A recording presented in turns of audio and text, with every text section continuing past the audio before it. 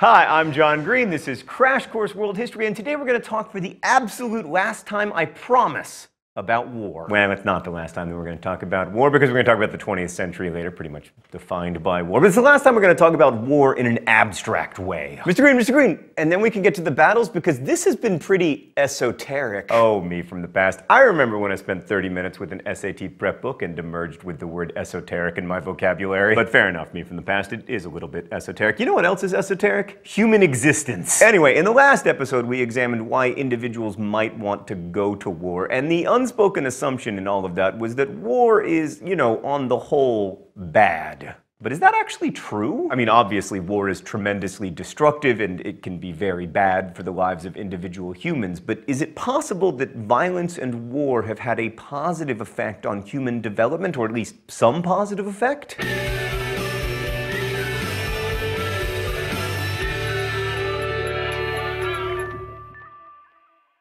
So as we've discussed previously, wars are usually some type of competition for resources, but war can also lead to cooperation. Like the earliest examples of wars were probably raids, right? And one of the best defenses against a raid is to gather people together in a group. You circle the wagons, you put everybody inside the fort, etc. And some archaeologists actually maintain that human settlements, especially cities, started before agriculture, and if that's true, the likeliest explanation is defense. And then there's the fact that agriculture itself has some defensive value, especially when you compare it to, like, herding, because herds are a very inviting target for raids. You can round up all of the cows and make off with them because they can run, but it's hard to, like, rustle 20 tons of wheat. Plus, agriculture usually requires larger concentrations of people, which has a defensive value, and as far as armies go, agriculture provides the resource surpluses that sustain larger groups of warriors. So we've often said on Crash Course World History that agriculture and the cities that came with it were like the beginning of civilization, but in fact,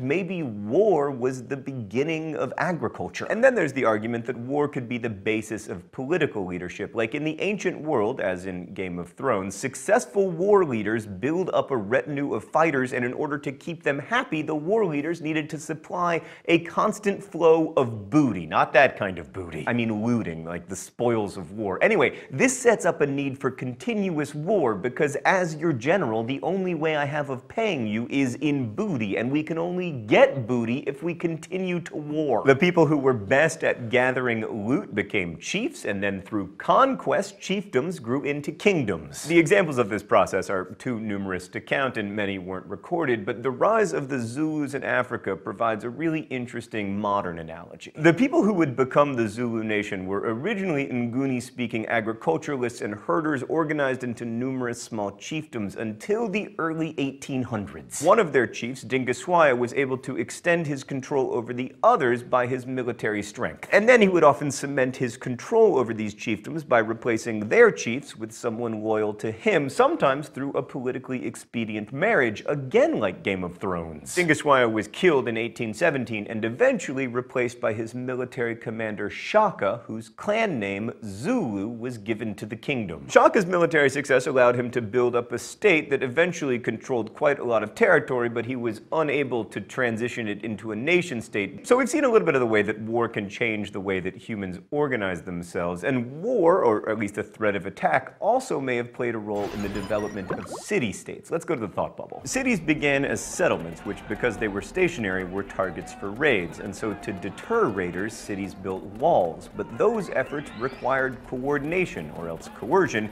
and resources, which states are good at. Like Greek city-states built walls to defend against constant threats, mostly from other Greek city-states. Egypt, on the other hand, never developed walled cities because they were relatively free from powerful enemies other than like the Assyrians and the Sea People, and Egypt had fewer internal struggles thanks to the unity provided by the Nile River. So war shaped city-states both physically and politically, but city-states also shaped war because they changed the way that wars were fought. Concentrated urban populations were the basis of civil militias made up of soldiers who were also citizens. That meant that they were both effective fighting forces and political catalysts. They built civic pride and diminished the power of wealthy warrior elites who couldn't defeat these new, larger armies. The best example of the citizen militia is probably the Roman legion, which became so successful at fighting and empire building that we forget that Rome actually started out as a city-state. Thanks, Thought Bubble, although I believe Rome actually got its start when it was founded by two boys raised by a wolf. But speaking of Rome, let's talk for a minute about empires. Now, it goes without saying that empires are fairly reliant upon military power. I guess you could also use the dark side of the Force, but even Darth Vader needed stormtroopers. But the very nature of an empire is like one group of people ruling over many groups of people, and to do that, you generally do need some military power, whether you're the Persians or the Romans or even the Mongols.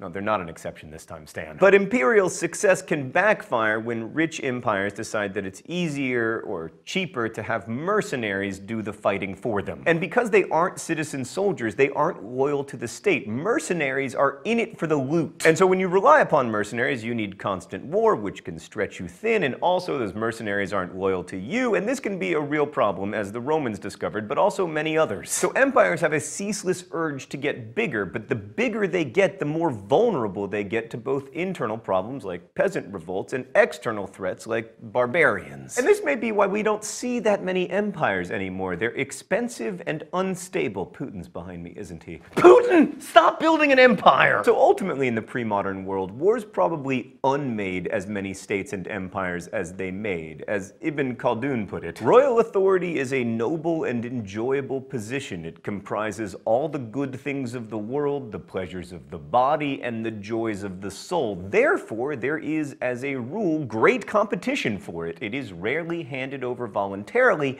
but may be taken away. Thus discord ensues. It leads to war and fighting. In short, war and the state developed simultaneously, and they probably had a reciprocal relationship. And states are good-ish. I mean, if you're not in the position of being like pro-hunter-gatherer, I think that you have to be pro-state. And I'm kind of pro-hunter-gatherer, but I love pizza and the internet, and they can't have either. But anyway, if wars create power and wealth for states, why don't we see that many big empire-building wars anymore?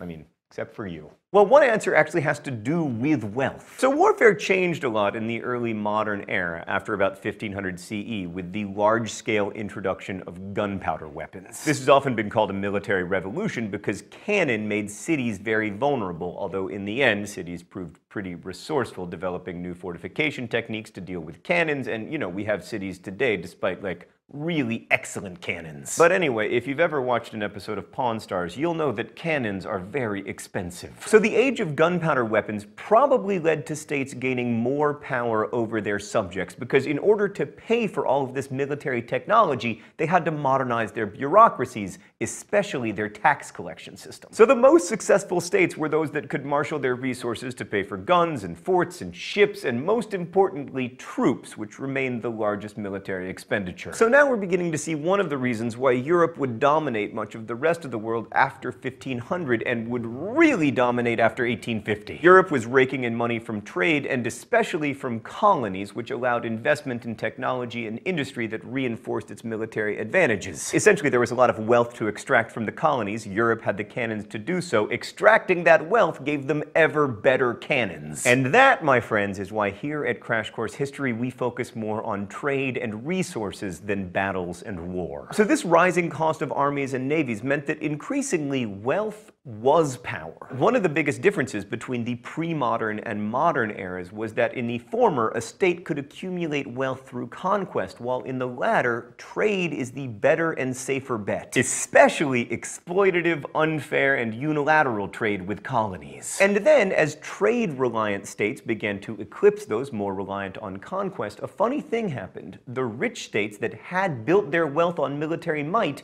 began to shy away from expensive wars. And this was particularly true of the states considered liberal democracies, although to be fair, liberal democracies are also pretty into war. But at least compared to empires and other kinds of states, they seem to be less likely to go to war, he said controversially, causing a big explosion in the comments. Why? Well, the most common answer is that democracies are answerable to constituents who are unlikely to go to war because, you know, dying is bad. But Athens was like the purest democracy of all time, and also remarkably bellicose. Rome had a fair share of citizen participation, and look how peaceful they were. And then there's the argument that wars became more expensive. Oh, it's time for the open letter. But first, let's see what's in the secret compartment today. Oh, it's an open letter to military spending. Dear military spending, you kind of get a bad rap. Or too good of a rap, depending on your perspective. Here's the thing, military spending. You're one of those people who acts like they've changed so much and they're totally different from what they were last year, but you're really the same. It's true that modern armies cost much more than pre-modern ones, but modern economies are also much bigger. In fact, as a percentage of state budgets, military spending has remained relatively stable at between 3 and 5% of GDP, even at the height of the Cold War in the 1950s. You're cool in all military spending, but you're not the reason we have fewer wars. Best wishes, John Green. So I'd argue that it's not the cost of going to war that has made peace so attractive, it's the benefits of not going to war. Now, the not killing and not dying benefits of peace are obvious, but good trade relations with other nations also leads to more stuff for everybody, essentially. This is true for cheap t-shirts and sneakers, but it's also true for medicine and food. Now, that peace is more economically beneficial than war is not exactly a shocking revelation, nor is it particularly new, as John Stuart Mill pointed out. Commerce first taught nations to see with goodwill the wealth and prosperity of one another. Before, the patriot, unless sufficiently advanced in culture to feel the world his country,